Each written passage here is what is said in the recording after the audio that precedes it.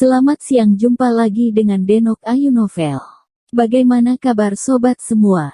Sebelum kita mulai cerita ini, ayo kita subscribe, like, komen, share dan nyalakan loncengnya untuk mendapatkan notifikasi terbaru ketika Mimin mengupload video barunya. Menantu bodoh yang hebat, bab 689 cari mati, 1. Aura orang-orang itu terlalu kuat. Begitu mereka muncul, seluruh tempat itu langsung diselimuti oleh aura mengerikan yang sangat menekan. Ketika Sylvia Bai melihat itu, ekspresi wajahnya jelas menjadi serius. Dia tahu bahwa Frankie Yin tidak akan menyerah begitu saja. Karena itu, dia memutuskan untuk segera membawa Dimas Wu pergi, tetapi dia tidak menyangka Frankie Yin akan bergerak begitu cepat. Dia bahkan memanggil sesepuh kedua, sesepuh ketiga, dan sesepuh ketujuh dalam waktu yang singkat, dan juga membawa hampir ratusan murid elit untuk datang menghalanginya. Dimas Wu juga telah melihat sekelompok orang yang mendekat itu. Alisnya langsung mengerut, dan ekspresi yang serius langsung muncul di wajahnya. Sepertinya dia tidak akan bisa melarikan diri kali ini. Sekelompok orang itu berhenti di depan Sylvia Bai dan lainnya. Kemudian, sesepuh kedua berbicara duluan, dan berkata dengan sinis pada Sylvia Bai, tampaknya wanita sakti sangat populer akhir-akhir ini, menunjukkan kekuatan di Alchemy Hall, membawa pergi Dimas Wu di depan umum, dan menantang sesepuh kelima secara terang-terangan. Sekarang, kamu bahkan masih bersikap kasar pada penjaga wilayah pentagram. Dalam sekte Tianqi, status sesepuh kedua sangat luar biasa. Dia bertanggung jawab atas banyak wilayah penting dari sekte Tianqi, dan juga memerintah dan mengontrol keluar masuk dari wilayah pentagram itu. Dia jugalah yang memberikan perintah kepada para penjaga untuk mencegah Sylvia Bai keluar dari wilayah pentagram.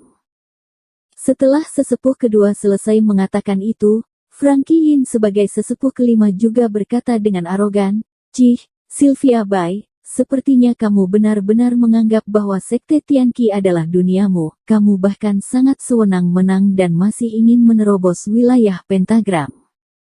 Frankie Yin sangat percaya diri sekarang. Meskipun dia tidak lebih hebat dari Sylvia Bai dalam hal status pribadi, tetapi kali ini, 4 sesepuh telah datang, dan Sylvia Bai jelas telah melewati batas dan melakukan kesalahan. Karena itu, Frankie Yin tentu saja tidak akan mementingkan Sylvia Bai lagi. Sylvia Bai tidak memedulikan Frankie Yin. Dia hanya melihat sesepuh kedua dan berkata dengan serius, "Sebagai sesama anggota dari sekte Tianqi, aku tidak bermaksud untuk memusuhi siapapun, hanya saja Dimas Wu berguna untukku. Sebagai seorang wanita sakti, apakah aku tidak memiliki hak dan kebebasan untuk diriku sendiri?"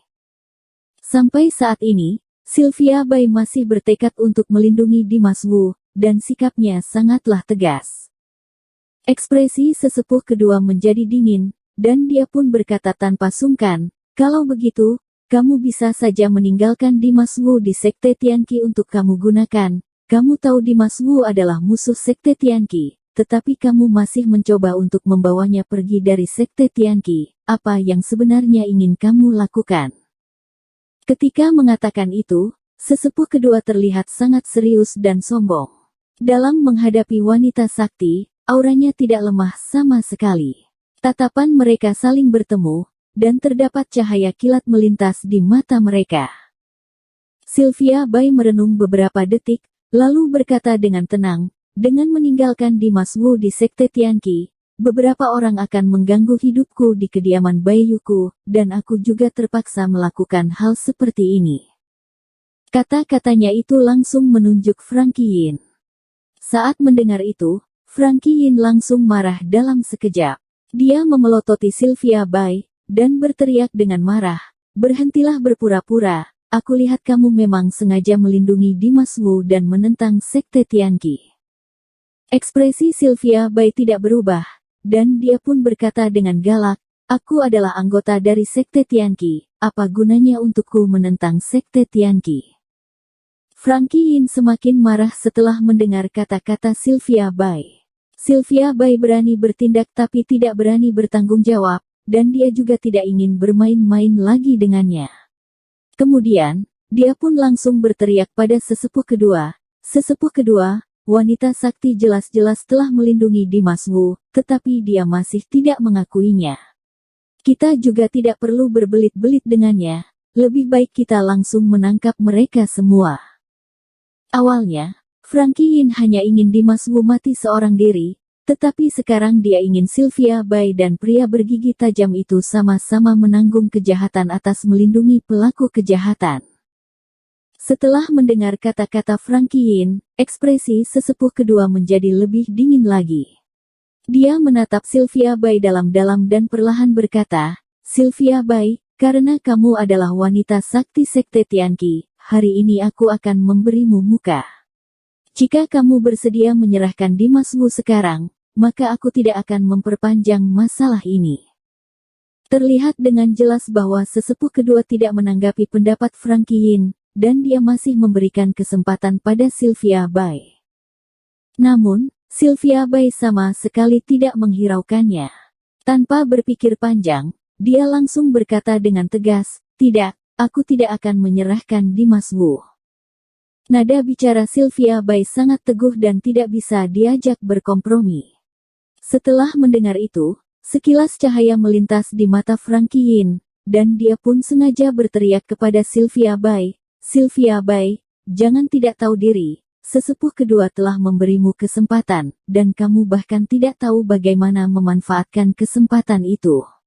Dengan tindakanmu yang seperti itu, kamu masih berani bilang kamu tidak ingin menentang sekte Tianqi."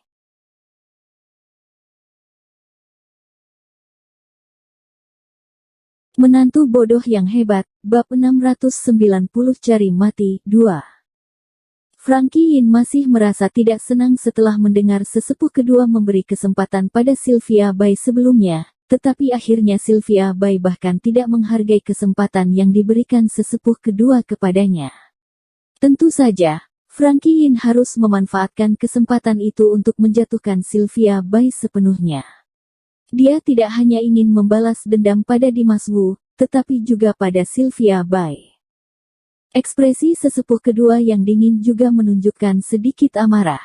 Dia menatap Sylvia Bai dan berkata dengan galak, "Kamu benar-benar tidak akan menyerahkan Dimas Wu." Kata-kata sesepuh kedua sudah memiliki arti pemaksaan, dan tubuhnya samar-samar juga telah melepaskan aura yang kuat. Aura itu sangat hebat dan merajalela seperti gunung besar yang membuat orang-orang merasakan tekanan yang tak terbatas. Namun, Sylvia Bai tetap tidak mengubah sikapnya dan berkata dengan tegas, "Iya." Dimas Wu sedikit terpana melihat Sylvia Bai yang melindungi dirinya dengan sangat tegas. Dia tahu Sylvia Bai membantu dirinya karena bersyukur atas kebaikan Larvis Wu kepadanya. Namun, bantuan ini sebenarnya sudah cukup. Karena sekte Tianqi telah mengutus pasukan besar untuk menangkapnya, dan Sylvia Bai sama sekali tidak perlu bersikeras lagi saat ini, tetapi dia tetap bersikeras, dan tampaknya bersedia menyinggung seluruh sekte Tianqi hanya demi dirinya. Dimas Wu tidak dapat memahaminya, tetapi dia tanpa sadar merasakan kehangatan yang mengalir di hatinya. Dia benar-benar terharu karena telah dilindungi oleh orang lain di tempat yang asing ini. Setelah mendengar itu, amarah sesepuh kedua langsung meledak keluar, dan dia pun berteriak dengan galak, "Sylvia Bai, apa kamu benar-benar ingin menentang sekte Tianqi?"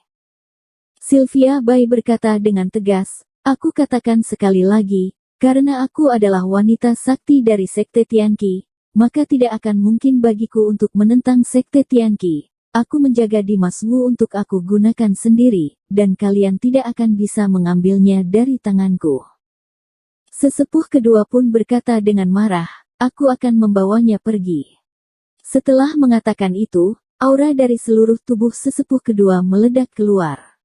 Tanpa banyak omong kosong, tubuhnya langsung bergerak dan melintas ke arah Dimas Wu. Sylvia Bai langsung memerintahkan pria bergigi tajam, "Hentikan dia." Setelah mendapatkan perintah, pria bergigi tajam langsung melesat dan berhenti di depan sesepuh kedua. Frankie Yin yang melihat itu langsung berteriak kepada sesepuh kedua, "Sesepuh kedua, berhati-hatilah.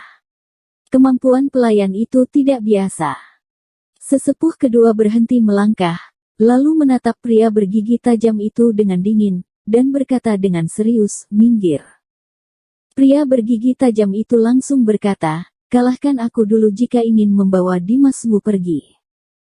Tidak peduli status apapun dari lawannya, perintah dari Sylvia Bai adalah perintah raja bagi pria bergigi tajam itu, dan dia hanya bertanggung jawab untuk mengikutinya. Tatapan sesepuh kedua menjadi dalam, dan dia pun meraung dengan berkata, "Karena kamu ingin cari mati, maka aku akan memenuhi permintaanmu." Setelah mengatakan itu, aura sesepuh kedua melonjak dalam sekejap. Energi yang sangat menakutkan meletus keluar dari tubuhnya dan menyelimuti seluruh dunia. Suara petir bahkan bergemuruh di langit, dan dunia yang luas seperti tidak dapat menahan energi yang sangat besar itu. Ada banyak retakan yang berkedip di langit layaknya petir yang mengejutkan seluruh dunia. Aura pembunuh yang mengerikan langsung menyapu seluruh dunia, dan udara seperti tersobek dan mengeluarkan suara sobekan yang keras. Dengan aura yang menakjubkan itu, sesepuh kedua tiba-tiba mengepalkan tinjunya, dan menyerang dengan kuat ke arah pria bergigi tajam itu. Tiba-tiba, energi tak berujung yang dilepaskan dari tinjunya seperti monster buas yang berlari yang dapat menjarah dan menghancurkan makhluk hidup. Energi itu menerobos segalanya dan langsung berlari ke arah pria bergigi tajam itu. Ledakan sonik yang kuat memekakkan telinga, dan membuat udara bergetar. Semua orang yang ada di tempat itu merasakan kengerian dari pukulan sesepuh kedua. Mereka semua seperti ditelan oleh aura menakjubkan itu, dan wajah mereka pun menunjukkan kengerian. Para murid dari Sekte Tianqi tidak asing dengan sesepuh kedua. Namun, tidak banyak yang benar-benar melihat sesepuh kedua mengambil tindakan. Meskipun ada orang yang pernah melihat, tetapi itu adalah 100 tahun yang lalu, dan dalam ratusan tahun itu, sesepuh kedua hampir tidak pernah mengambil tindakan, tetapi tingkat pertapaannya pasti telah meningkat secara drastis. Hingga saat ini, tidak banyak orang yang mengetahui tingkat spesifik dari kekuatan sesepuh kedua. Karena itu, semua orang sangat senang ketika melihat sesepuh kedua mengambil tindakan, dan banyak orang yang menantikan untuk melihat seberapa hebat kekuatan sesepuh kedua. Orang-orang dari Sekte Tianqi sangat menantikannya, tetapi sebaliknya, Dimasmu merasa sangat tegang. Dia telah merasakan aura penghancur dari sesepuh kedua, dan kepanikan dan tekanan yang kuat pun muncul di hatinya. Meskipun dia tahu bahwa pria bergigi tajam itu juga sangat kuat, tetapi sesepuh kedua itu tampaknya lebih menakutkan, dan itu membuat Dimasmu merasa cemas. Namun, pria bergigi tajam itu sendiri malah tenang dan kalem. Ekspresinya tidak berubah sama sekali, dan jika memang ada, itu adalah tatapan matanya yang awalnya tajam menjadi semakin terang dan dingin, seperti bintang-bintang yang tersebar di jurang alam semesta, dan membuat orang-orang merasakan aura yang sepi dan dingin. Dalam menghadapi serangan tinju sesepuh kedua, pria bergigi tajam itu tidak ragu-ragu dan langsung melancarkan serangan tinjunya. Tiba-tiba, suara raungan naga bergema di langit dan mengguncang bumi. Energi sejati cahaya putih menyambar keluar dari tinju pria bergigi tajam, dan langsung melawan energi tinju dari sesepuh kedua. Bersambung. Terima kasih kepada kalian yang telah menonton video ini. Jangan lupa tekan tombol subscribe-nya dan nyalakan notifikasinya untuk mendapatkan video-video seru lainnya dari Denok Ayu Novel.